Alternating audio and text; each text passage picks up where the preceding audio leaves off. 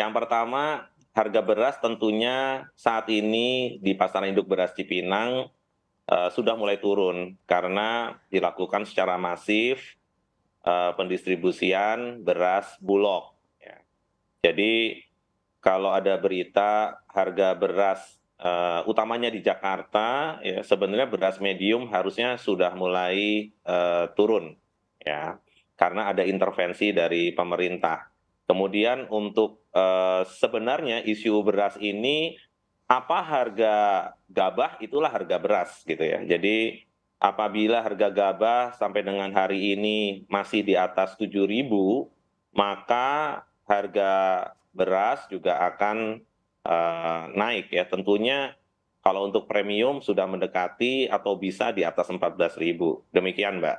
Oke, saya akan minta tanggapannya ke Pak Mujib. Pak Mujib, seperti apa Anda melihat pergerakan harga beras yang akhir-akhir ini terus memecahkan rekor?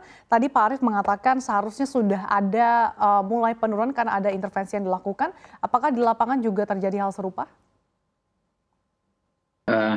Iya, Mbak, terima kasih. Jadi menanggapi apa yang disampaikan Pak Arief tadi itu, yang pertama kami perlu sampaikan terima kasih kepada pemerintah yang telah menggelontorkan beras, terutama dari Bulog itu, sehingga masyarakat itu mempunyai alternatif atau pilihan gitu. Nah, perlu saya informasikan juga bahwa di pasar beras ini relatif tidak ada masalah. Ada kenaikan memang iya, terus ada alternatif beras yang dari Bulog itu cukup terjangkau bagi masyarakat ya. Walaupun misalnya pendistribusiannya yang kami rasakan itu belum merata gitu. Jadi memang ini juga jadi PR kita semua. Namun demikian bahwa secara pasokan atau secara ketersediaan itu relatif masih aman. Indikasi amannya adalah pedagang kami itu tidak kesulitan mendapatkan akses barang. Namun demikian memang harga, karena mengingat di petani itu harga gabah itu di 7.000-an, sehingga ya harga beras ya di antara 13 sampai 14 ribuan. Demikian. Oke, jadi melonjaknya harga beras yang terjadi akhir-akhir ini disebabkan karena harga gabah yang juga masih tinggi harganya ya Pak Mujib. Tapi apakah artinya hal ini juga menandakan bahwa Indonesia ini belum masuk ke fase darurat beras nasional, Pak Mujib? Kalau menurut saya enggak lah, ya belum masuk. Kita masih, terus substitusinya juga masih banyak. Saya itu paling suka sarapan singkong, ya kan? Singkong rebus itu enak loh Mbak gitu loh. Jadi ya enggak lah itu. Dan saya rasa mungkin El Nino itu bukan sekarang, mungkin tahun depan lah. Tapi kan ya sekarang ketersediaannya relatif aman. Jadi kalau misalnya ada kenaikan beras itu, di satu sisi memang saya agak ini, tapi di satu sisi itu sudahlah biarkan petani itu menikmati. Jadi ini petani sedikit agak happy ini. Jadi kemarin saya dari kampung gitu kan. Nah itu petani nggak ada yang komplain nih gitu loh, malah seneng. Ya sudahlah, ini baik sekali-kali karena memang mereka juga biaya tanamnya juga agak tinggi, pupuk juga yang katanya ada subsidi juga sulit mereka akses gitu kan. Jadi ya itu Mbak. Oke, saya akan kembali ke Pak Arief. Pak Arief, sejauh ini langkah-langkah apa saja yang dilakukan pemerintah untuk menstabilkan harga beras? Apakah pandangan Anda impor beras ini menjadi solusi yang tepat untuk mengendalikan harga beras yang akhir-akhir ini bahkan sudah terus memecahkan rekor? Hari ini kita mau sampaikan bahwa pemerintah memang di awal tahun menaikkan harga pembelian pemerintah 20%. Kemudian harga eceran tertinggi juga dinaikkan 20%.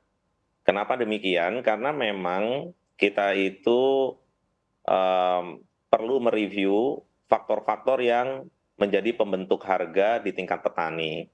Ya, kemudian setelah itu harga memang bergerak naik. Perlu diketahui untuk semester kedua, utamanya di 3-4 bulan terakhir setiap tahun, memang produksi itu selalu di bawah daripada konsumsi. Konsumsi rata-rata kita 2,55 juta ton per bulan, produksinya itu bisa nanti 1,6 bahkan sampai dengan 1 juta ton pada saat akhir tahun. Nah, angka ini biasanya kita tutupi dari surplus yang ada pada saat panen raya.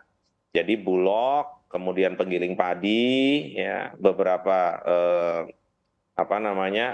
petani, ya, memang menyimpan produksi dari panen raya.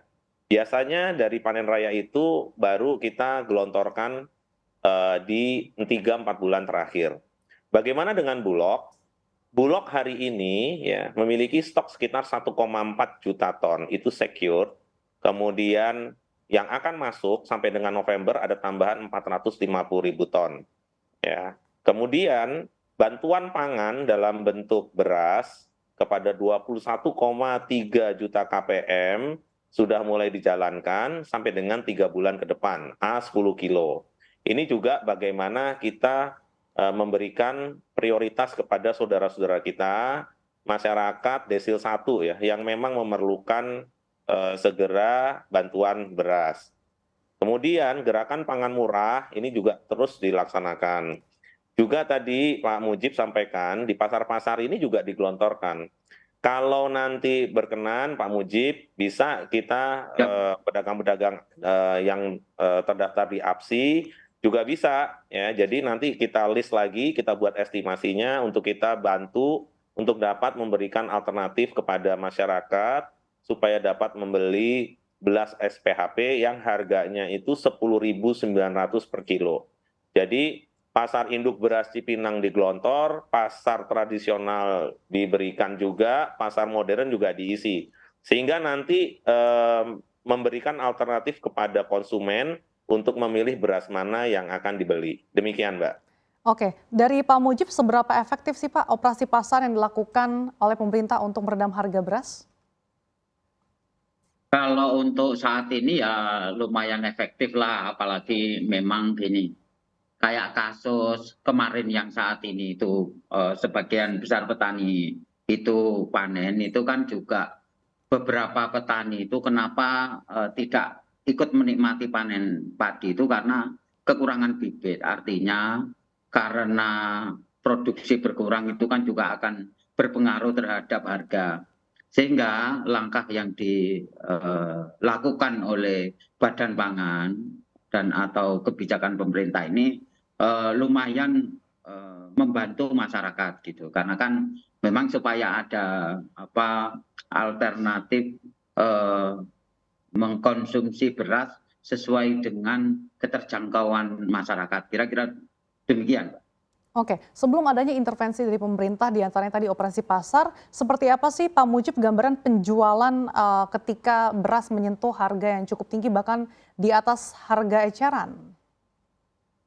Ya, jadi ini memang Mbak, konsumen yang biasanya belanja di kami ini ya komplain, ya biasalah kan kalau yang namanya pembeli itu kan selalu menginginkan harga termurah. Sementara kalau bagi kami yang pedagang ini itu kan ya kalau kulakannya naik ya mesti kita naikin. Kan nggak bisa kalau kulakannya naik kemudian kita tetap bertahan atau apalagi kita turunkan kan kira-kira demikian. Namun demikian karena memang situasi dan kondisi di lapangan dan bahkan boleh dicek harga gabah di petani itu juga naik dan kebanyakan dari kita itu ya memang dari petani Mbak sumber barangnya sehingga ya kami sesuaikanlah harga itu. Nah bagi masyarakat apalagi bangsa Indonesia ini masyarakat Indonesia ini kan masih ketergantungan yang sangat tinggi terhadap beras gitu sehingga ya mau nggak mau mahal atau mau murah ya tetap mereka akan beli itu gitu. Nah konsekuensi dari tidak meningkatnya pendapatan mereka dengan harga kebutuhan pokok yang meningkat ya mereka menjerit lah kira-kira dan itu wajar gitu sehingga memang ini menjadi PR kita semua bagaimana meningkatkan pendapatan masyarakat sehingga kenaikan barang-barang kebutuhan pokok ini itu tidak jadi kemudian memberatkan bagi masyarakat gitu. Jadi tidak kemudian solusinya adalah selalu yang ditekan adalah produsen atau petani, tapi itu tadi yang barangkali yang perlu dipikirkan adalah bagaimana pendapatan masyarakat ini jadi meningkat sehingga punya kemampuan daya beli bagus. Kira-kira demikian. Oke, terkait dengan hal menjaga daya beli masyarakat ya Pak Mujib, saya kan ke Pak Arief. Pak Arief, Ya. salah satu yang menjadi biang kerok naiknya harga beras adalah harga gabah di petani yang di atas 7.000. Apa yang dilakukan pemerintah untuk mengatasi hal ini Pak Arief? Jadi mungkin ke depan saya ingin ajak teman-teman CNBC juga untuk bisa ketemu sama sedulur-sedulur petani begitu ya. Jadi nanti akan mendapatkan informasi yang balance, kondisi petani kita, kemudian juga kondisi di pedagang dan konsumen.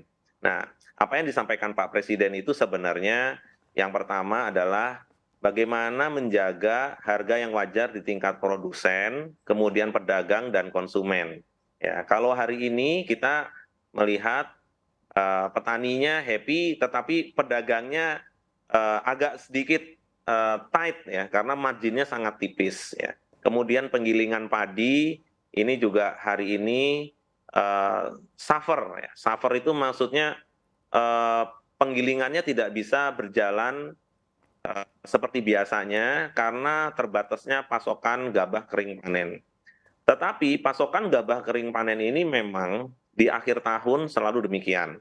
Ya, sehingga kalau kami boleh menyampaikan, ini tugas kita tentunya bersama-sama mendorong Kementerian Teknis untuk meningkatkan produksi ya, utamanya sampai dengan akhir tahun. Ya, biasanya trennya itu memang di semester pertama itu panen raya cukup besar, itu sekitar 70%. Kemudian di akhir tahun itu sekitar 30%. Nah, tugas kita bersama adalah menyiapkan faktor-faktor produksi apa yang dapat meningkatkan produktivitas di lapangan. Ya, itu mulai on farm, mulai dari penyediaan lahannya, kemudian pengolahannya, pupuk, benih, ya, penyuluh, ya, kemudian teknologi mekanisasi, ya, baru akhirnya kita bicara yang off farm, artinya pasca panen. Jadi kebijakan ini tentunya harus terintegrasi. Badan Pangan Nasional diminta untuk menyiapkan cadangan pangan pemerintah. Hari ini mau saya sampaikan bahwa Badan Pangan Nasional sudah menyiapkan stok ya, total sampai dengan akhir tahun sekitar 2,8 juta ton. Nanti ke depan apabila memang diperlukan lagi, kita akan top up stok levelnya. Saya tadi baru hitung-hitungan, idealnya kita harus memiliki stok itu sekitar 10% daripada total nasional kebutuhan. Jadi kalau nasional itu perlu sekitar 30 juta ton, kita harusnya punya stok 3 juta ton. Kemudian ada bantuan-bantuan pangan, kemudian untuk kondisi darurat, misalnya untuk disaster, kemudian untuk cadangan pemerintah daerah, itu juga kita siapkan. Jadi harusnya makin tahun cadangan pangan pemerintah ini makin kita tingkatkan. Fungsinya adalah pada saat kita shortage dalam produksi, kita bisa melakukan intervensi seperti yang kita sudah lakukan hari ini. Jadi hari ini pemerintah hadir melakukan intervensi ya seperti yang sudah kami sampaikan sehingga kami menjamin sampai dengan akhir tahun bahwa stok kita akan aman.